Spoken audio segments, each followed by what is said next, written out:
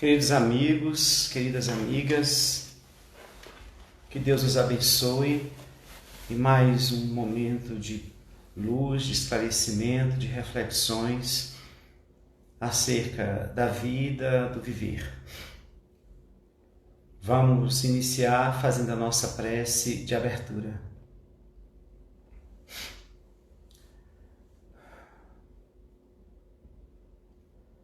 Senhor da vida, conceda-nos esse momento de paz, de harmonia, para que pensemos acerca da Tua mensagem, do quão ela é importante para todos nós, na administração da própria vida. Mestre Jesus, esteja conosco nesta hora de reflexão. Nos auxilie, Senhor, a aproveitar o máximo esse saber que vem dos céus, nos amparando, nos retirando da ignorância. Envia os mensageiros espirituais que nos acompanham para nos ajudar na compreensão dessa verdade que nos chega pelo Espiritismo, trazendo de volta a Tua mensagem rica de valores e de libertação. Proteja-nos nesta hora, onde estivermos nesse momento conectados, que a paz se faça, que a proteção se dê, e que estejamos vinculados a um só propósito de autoiluminação. Fica conosco, hoje e sempre, que assim seja.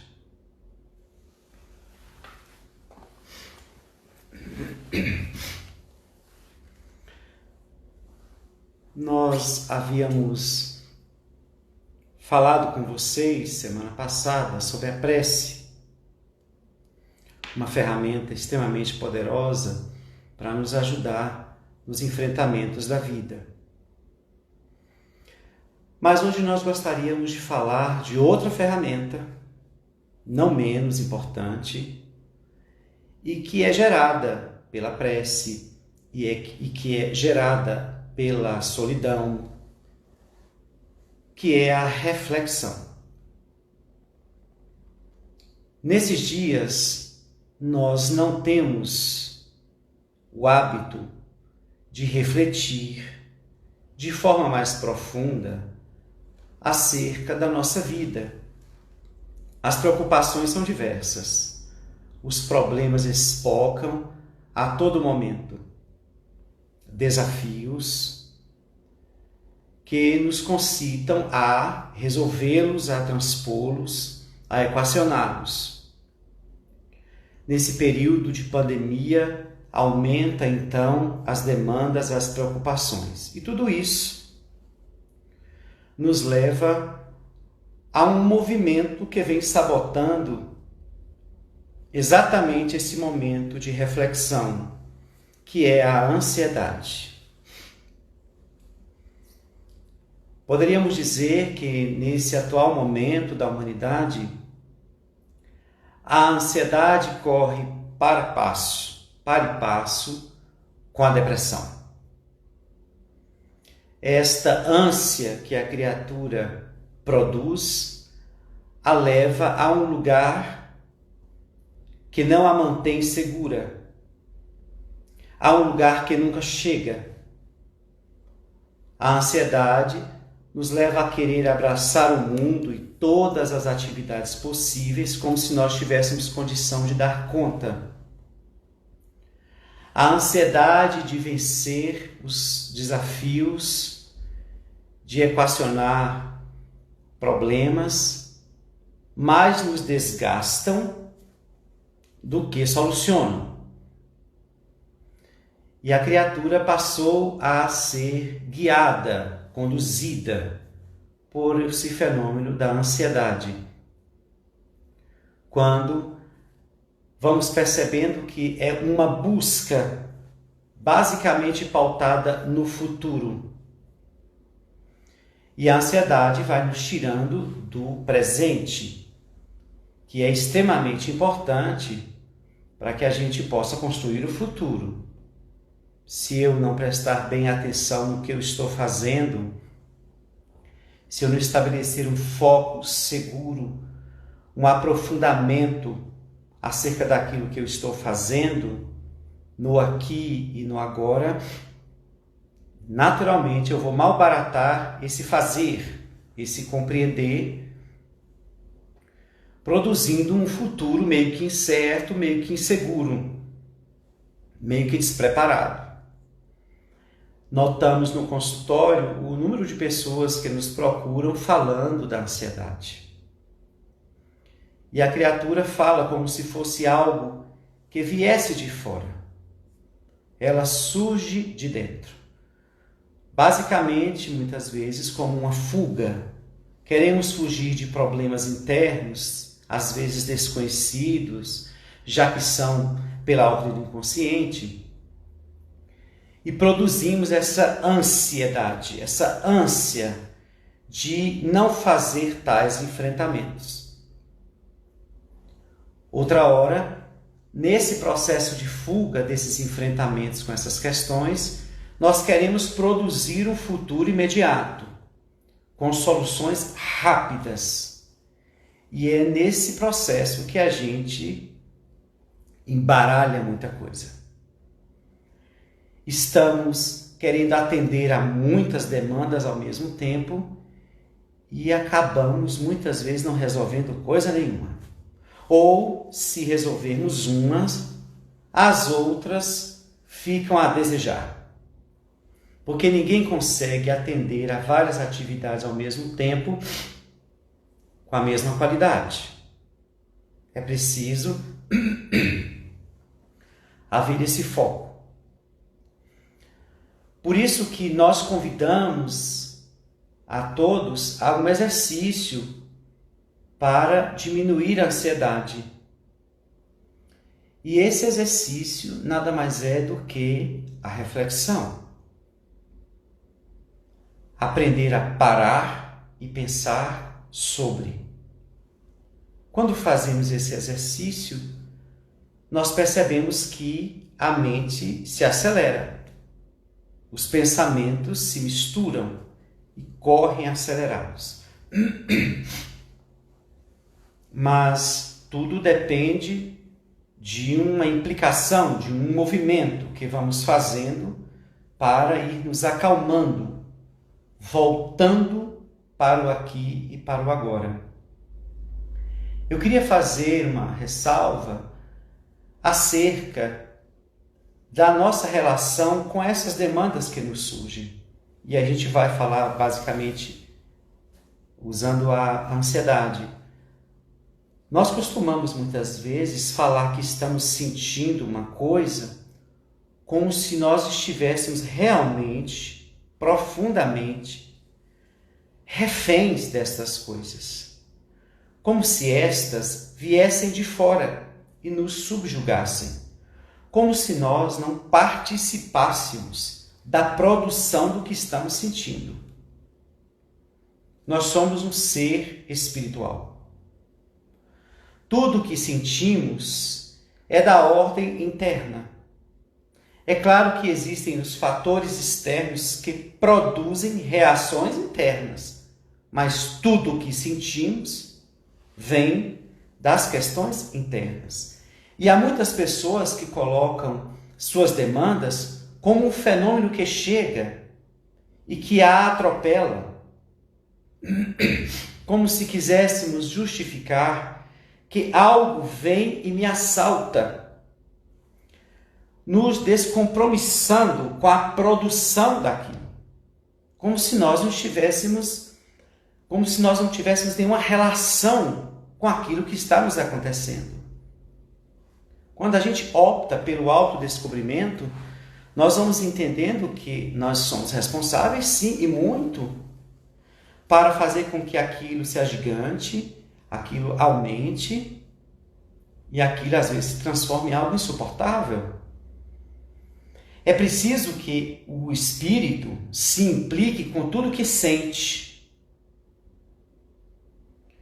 Até mesmo uma enfermidade física, ela tem uma implicação com o pensamento do espírito. Ela não foi forjada simplesmente por uma desorganização biológica. Quem é que está vinculado ao corpo? Somos nós, espíritos. E o corpo está imune a estas vibrações do espírito? De maneira nenhuma.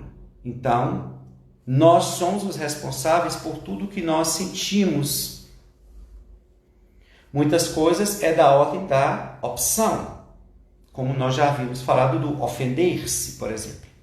Ofende-se quem quer. Quem estabelece um vínculo com o orgulho. Enfim, mas é bom assumir este lugar de que eu sou responsável por mim mesmo. E por mais que precisemos da ajuda de profissionais, isso não implica que nós deveremos entregar a nossa demanda para que o outro resolva. Como nós já falamos aqui acerca desse cuidado com o corpo que a gente não só entrega ao médico. Lembram disso? Então é importante não estar afirmando o que sente como algo que esteja nos levando a um lugar de reféns, como se nós estivéssemos sendo vítimas de algo. E aí brota uma reclamação sobre isso. Olha, eu estou com muita ansiedade. E a pergunta é, sim, e o que é que você está fazendo em relação a isso? E a gente percebe que a pessoa se perde, muitas vezes. Não espera uma pergunta que nos leva à responsabilidade daquilo que estamos reclamando. Espera uma solução. No autodescobrimento, nós vamos percebendo que nós somos espíritos antigos que trouxemos várias marcas do passado. E essas marcas estão reverberando aí. E surgem muitas vezes na forma de ansiedade, transtornos do pânico, depressão, enfim, várias oscilações no humor, na personalidade. É importante que assumamos as rédeas. Isso não significa que eu me organizarei como um todo, mas o mais importante é ter a rédea. Então eu sou uma pessoa ansiosa. Eu sou ou eu estou uma pessoa ansiosa? Porque eu sou é definição de estado, de realidade. Então, eu não sou ansioso, eu estou ansioso. Isso abre uma perspectiva de que há algo que eu possa fazer para minimizar isto. E a gente escuta outra coisa também no consultório muitas vezes. Quando as pessoas dizem assim, eu não tinha pensado nisso que você havia falado. Isso significa o quê? Por que a pessoa muitas vezes não tinha pensado em algo às vezes óbvio? Porque ela não tem o hábito de refletir sobre si mesma. Ela não tem o hábito de refletir sobre a própria vida. Então, muita coisa passará desapercebida. Fatores importantes que precisam ser identificados e que podem trazer soluções quando abre-se uma compreensão do porquê que aquilo está acontecendo. Nós estamos caminhando sempre para resolver a questão, mas o Espiritismo nos convida a deter o passo e examinar que não podemos acelerar o passo em busca de uma solução que venha de fora ou que venha do outro. Mesmo que ocorra a ajuda do outro, eu preciso caminhar na busca da solução, colocando a parte que é minha, me implicando profundamente nesse processo. E aí a gente vai ver que às vezes nós ampliamos ou dimensionamos o que estamos sentindo tão somente para que o outro faça alguma coisa. Mas quando nós detemos na reflexão acerca dessas questões, nós vamos criando um empoderamento sobre nós mesmos. Nós vamos adquirindo um certo controle, pelo menos para analisar o porquê que essas coisas me ocorrem. A criatura não pode andar assim sem saber porquê. É outra frase que a gente cansa de ouvir no consultório, quando a gente lança uma pergunta para o indivíduo. E por que isso? A pessoa diz, eu não sei.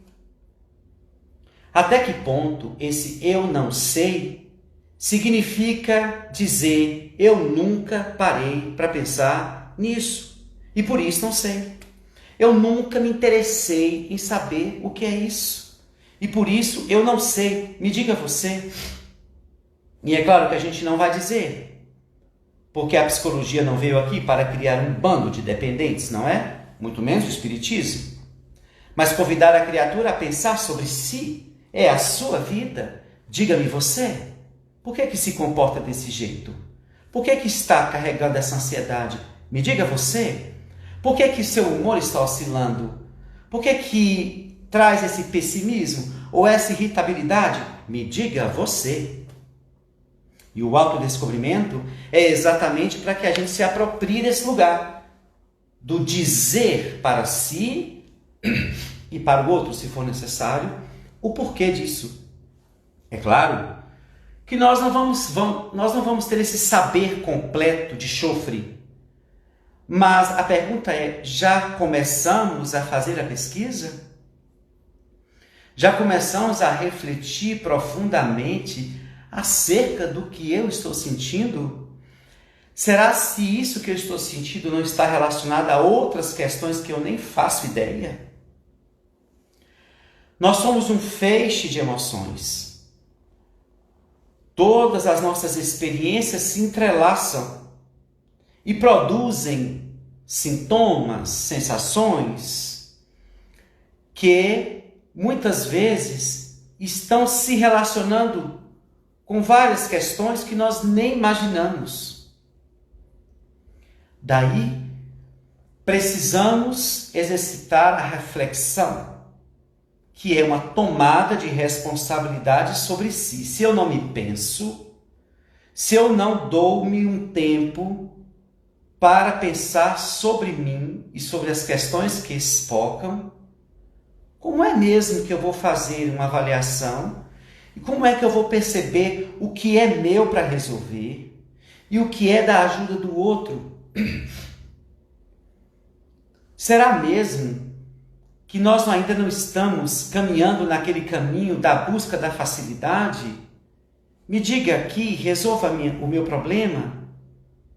Mas, mesmo que o outro possa resolver o problema, de imediato, ele não vai conseguir equacionar as causas. E à luz do Espiritismo, as causas, muitas vezes, são bem antigas, são orais e não se equacionam assim de imediato. Não é porque eu fiquei sabendo que sou ciumento que eu resolvo o ciúme.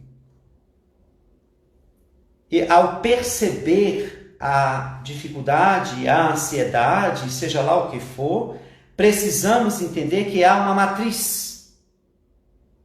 Por isso eu não sou ansioso. Eu estou ansioso. O sou é da ordem da causa. Então eu preciso mergulhar e entender por que eu ajo dessa forma. Quero fazer tudo ao mesmo tempo, numa velocidade, e a ansiedade me dá impaciência, porque eu quero que as coisas ocorram com uma certa organização. Eu vou fazer uma prova, eu passo mal. O que é que eu estou buscando aí? Eu tenho um encontro marcado, eu me desequilibro, eu não durmo direito. Tudo bem, a ansiedade é um fenômeno natural, desde quando ele não chegue a dominar de forma exagerada o comportamento da criatura humana. Mas precisamos nos implicar com essas questões. E isso, lembrando, não significa que vamos ser autossuficientes. Quem somos nós? Não temos condição de cuidar desses fatores ainda, precisamos da ajuda, mas não podemos nos apoiar completamente no outro, para que o outro dite o que temos que fazer, como fazer, de maneira nenhuma, porque essa é a nossa tarefa enquanto espírito, como espírito encarnado, enquanto espírito encarnado. Daí, precisamos da reflexão, porque essa reflexão, ela vai nos ajudar, a princípio, a absorver o conhecimento. A gente não costuma participar de várias palestras, congressos, semanas espíritas, jornadas, lê livros, ouve músicas que falam deste conteúdo. E por que a gente não consegue aplicar muitas coisas? Por que a gente não lembra bem daquilo que foi tão discutido na hora de ter que colocar em prática? Por que não fixou? Porque, diz Joana de Ângeles, a reflexão é o caminho que a criatura utiliza para assentar o saber adquirido. Se eu apenas absorvo um conhecimento e não reflito sobre ele, ele paira na superfície. E quando eu vou precisar dele para pô-lo em prática, ele ali não está. Por isso que precisamos refletir sobre o que discutimos, sobre o que lemos, sobre o que estudamos, sobre o que ouvimos. E isso não só no campo da doutrina espírita, mas em tudo.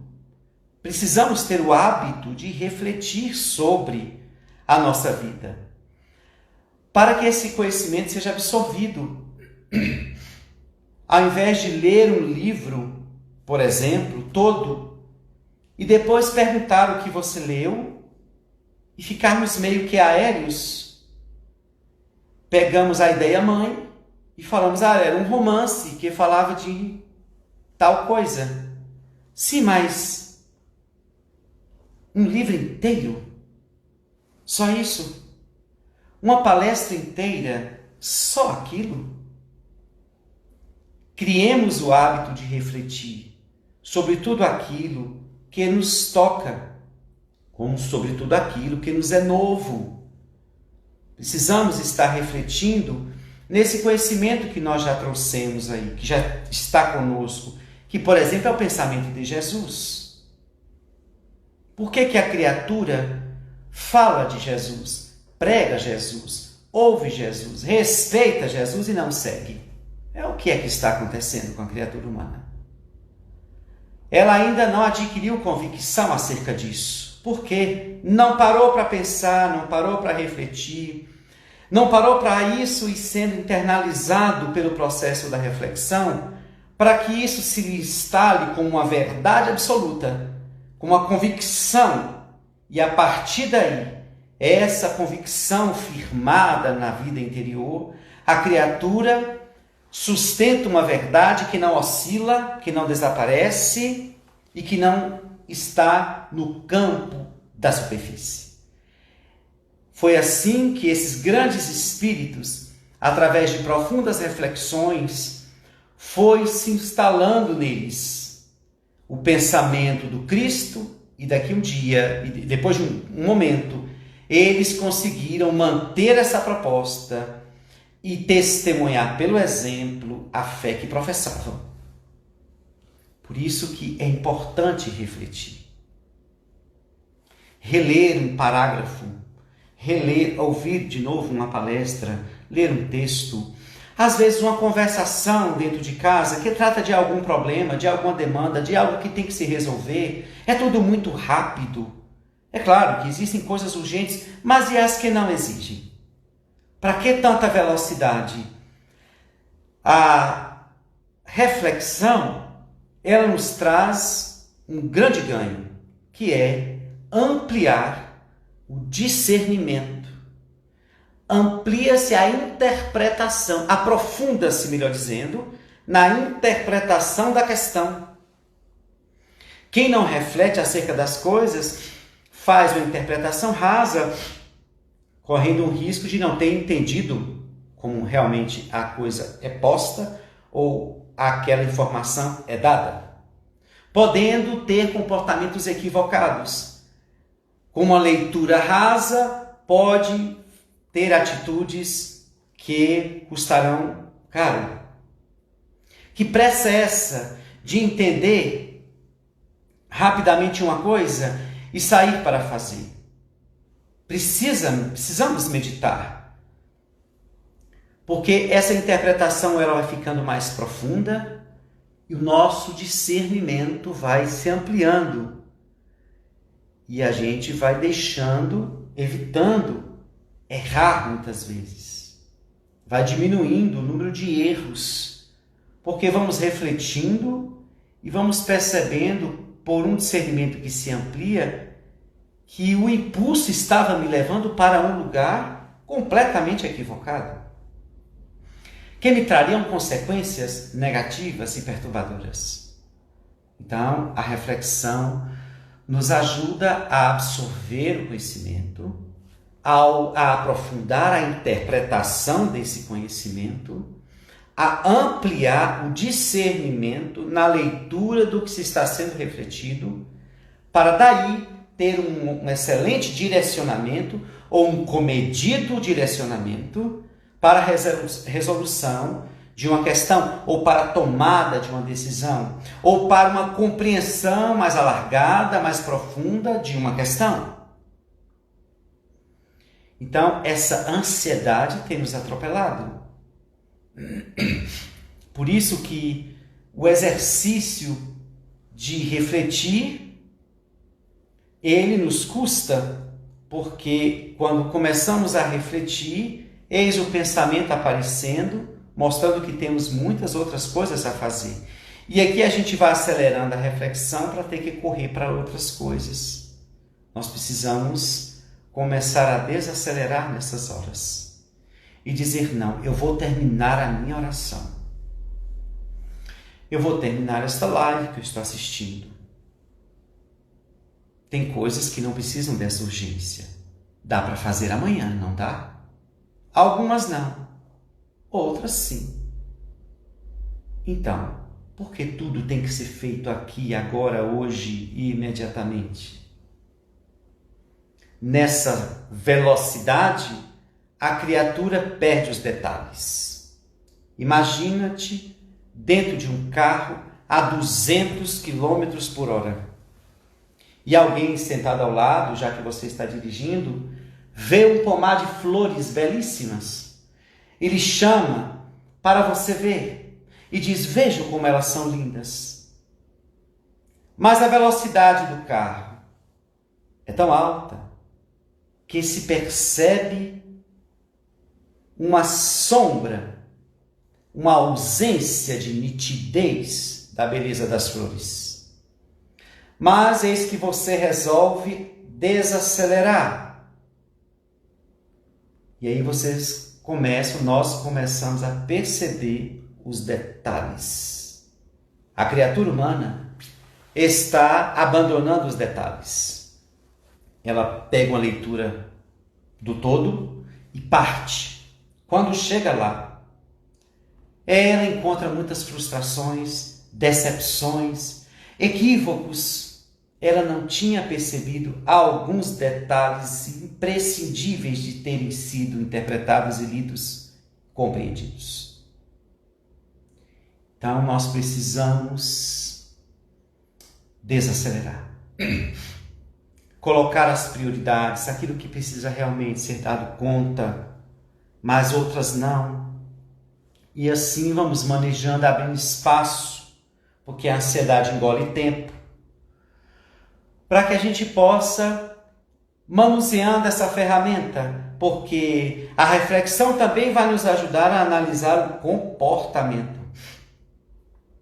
Depois das atitudes produzidas, nós precisamos fazer uma reflexão sobre o nosso comportamento dentro de casa, no trabalho, com alguém, diante de alguma situação.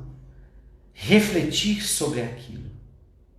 E se quisermos um parâmetro, se quisermos uma bússola para fazer uma medida exata se o nosso comportamento foi exato, ou foi equivocado, temos o Evangelho de Jesus. E aí a gente reflete.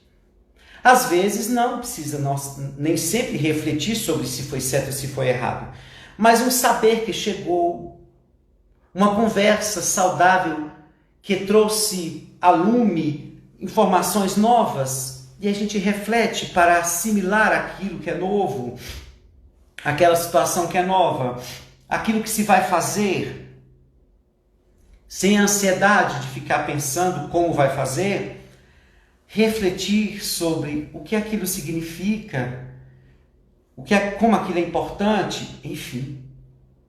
A reflexão vai também nos ajudando a refletir sobre o comportamento. Por que eu tive aquele comportamento? Mas por que eu falei daquela maneira? Por que eu falei desse jeito e utilizei aquela frase? Por que eu não falei? Por que eu fiz silêncio? Por que eu senti aquela coisa ruim naquele momento? Essa reflexão, ela pode se iniciar, claro, com muitas perguntas, mas não necessariamente com respostas imediatas. Porque quando fazemos perguntas a nós vamos perceber que há muita coisa, por falta de profundidade, que não serão esclarecidas imediatamente. Mas é importante ter esse contato, esse ir e vir, nessa relação conosco e com o outro, para que a gente possa ir se entendendo e obtendo respostas pelo autoconhecimento. Já imagine quando, ou você já deve ter passado por isso, um momento em que você tem um certo insight que você diz: agora eu entendi por que eu fiz aquilo. Agora eu entendi por que eu falei aquilo. Por que eu senti aquilo. Esse despertar ocorre à medida que vamos fazendo esse investimento. A reflexão, ela vai nos ajudando também a analisar a trajetória, que é uma coisa extremamente importante. Porque é importante saber para onde estamos indo. É bom fazer essa pergunta: para onde é que eu estou indo? Para frente.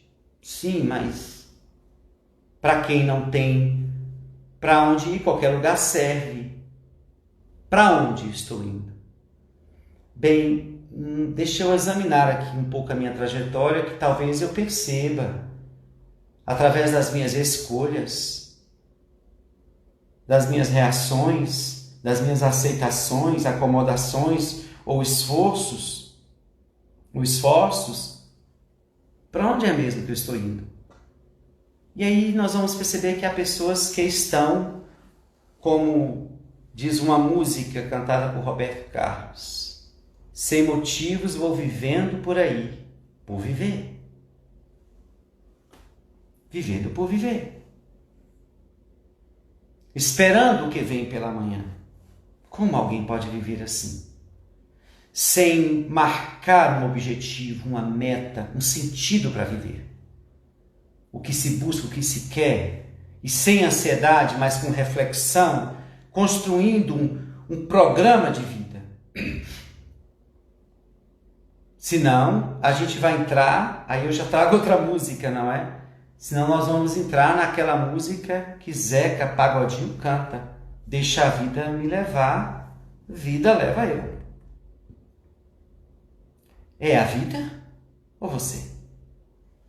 Quem comanda a nau da vida? É o mar ou o comandante?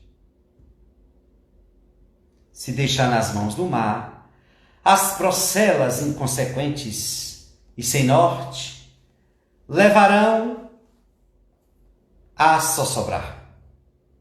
Por isso que o espírito ser pensante que somos, precisamos estabelecer algo. Mas como? Eu estou perdido. Reflita. Perdeu o seu endereço, perdeu o norte, perdeu o rumo. Retome para pensar. Se perdeu o caminho dentro de uma mata escura, correr desequilibrado, desesperado, vai produzir cansaço, poder entrar em um lugar mais complicado para sair, agitará o pensamento, não terá discernimento para pensar. Então, parar, refletir. Para onde é mesmo que eu estava indo? Onde foi que eu me deixei? E eis que alguém chega e diz, não tinha percebido. Eu me esqueci ali, naquele momento, naquela relação, naquele rompimento, naquela perda, naquela decepção. E eu lá fiquei. E estou levando a vida. E é nesse processo, sem reflexão, que a criatura se depara com um comportamento extremamente mórbido e perturbador.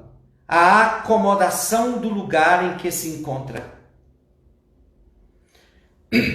Ela considera aquilo bom. É aqui mesmo. Tá bom aqui mesmo.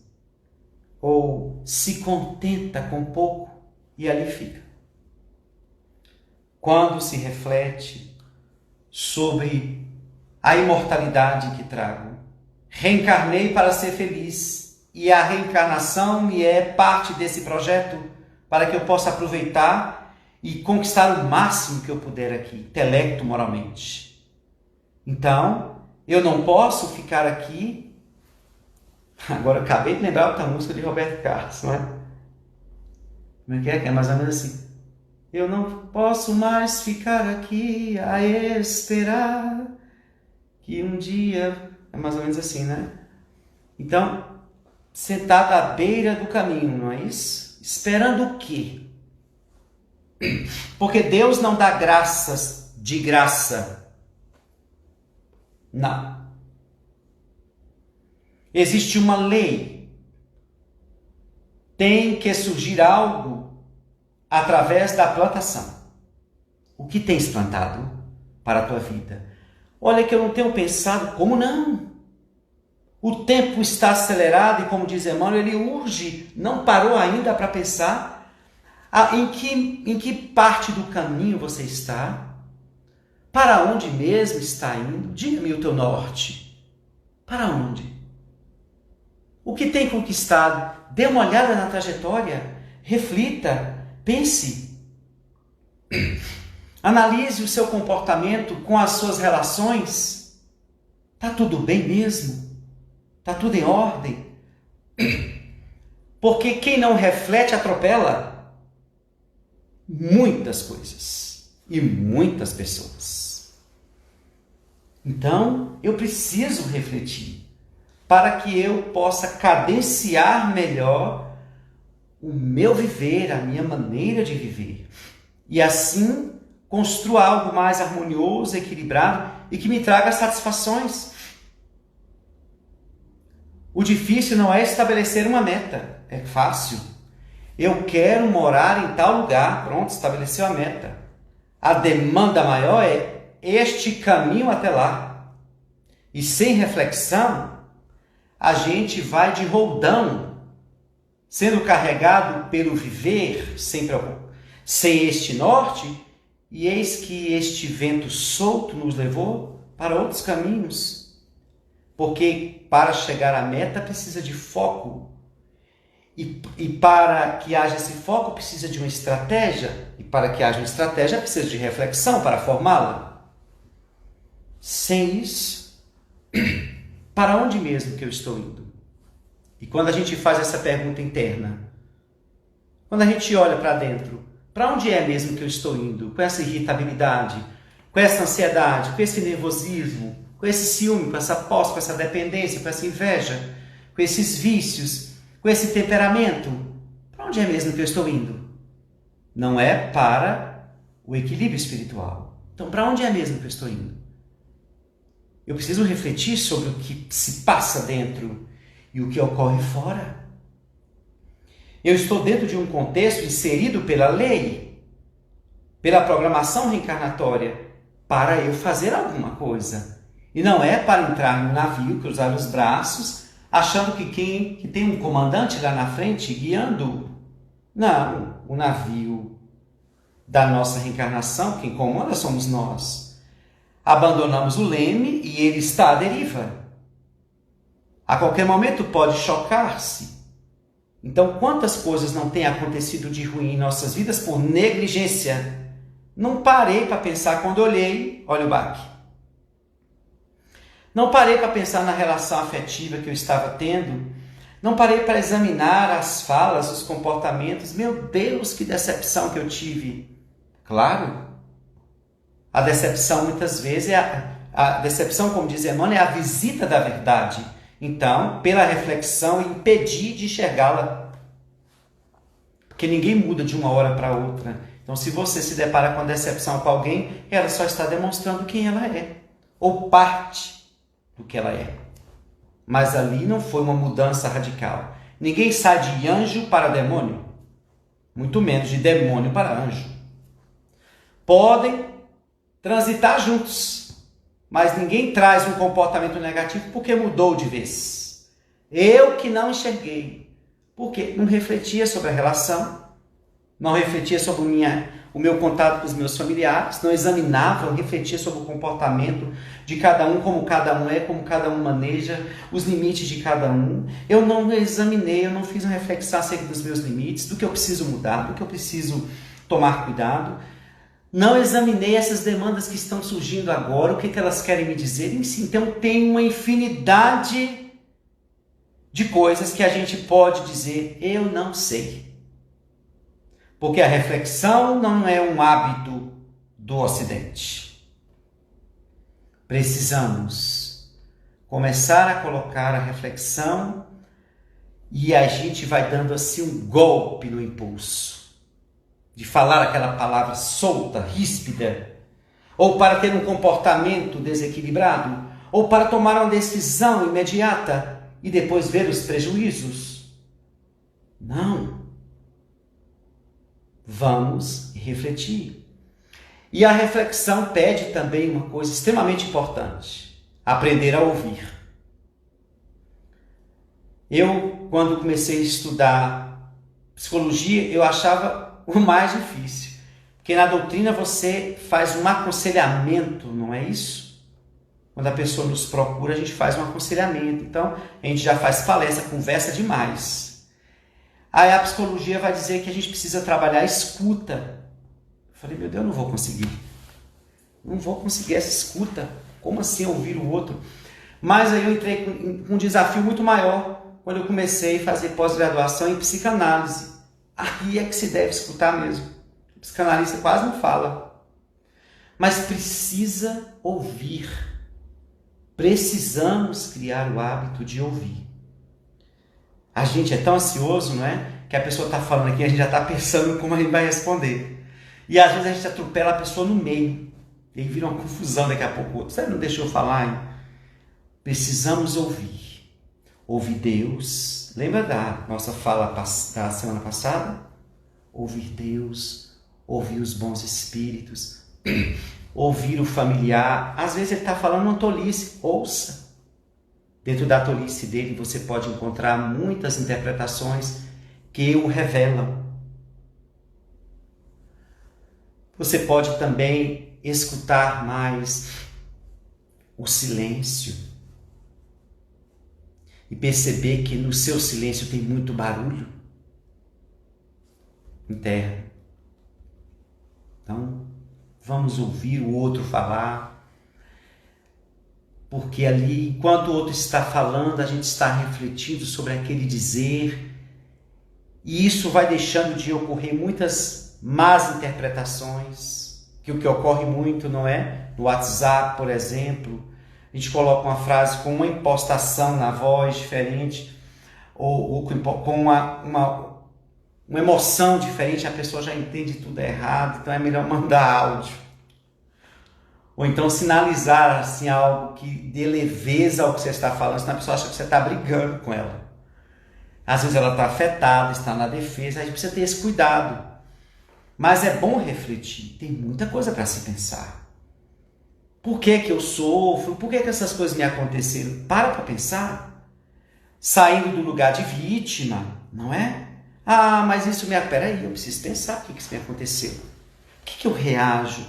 Então, o autodescobrimento necessita extremamente, urgentemente, melhor dizendo, da reflexão.